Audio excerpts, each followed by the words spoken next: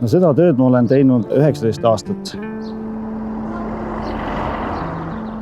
Tulid meile need uued autod paari aasta tagant. See on tähtis. Töö kvaliteet ja kõik selles ju tõuseb. Мне нравится работа водителем. Вообще и на мусорозавозе я уже работаю 7 лет где-то. Зарплата достойная, работа с клиентами нравится. Постоянно на свежем воздухе работаем. Ta on enda kindel ring, mida ma saan teha. Ei pea mõtlema nüüd hommikul teen arvuti lahti, et mis mulle nüüd ees ootab. See on tähtis.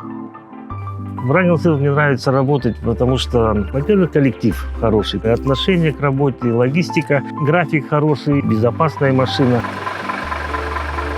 Выхожу, смотрю, открывается крышка, и вылазит оттуда дяденька. Извини, пожалуйста, я тебя разбудил. Он говорит, да, немножко поспал, это самое. Väikseid lapsi, kes ootavad, millal see prügijonu juba tuleb ükskord. Tänagi oli üks väike tüdruk 5-aastane laagris, et soovis mulle, et haigeks ei jääks.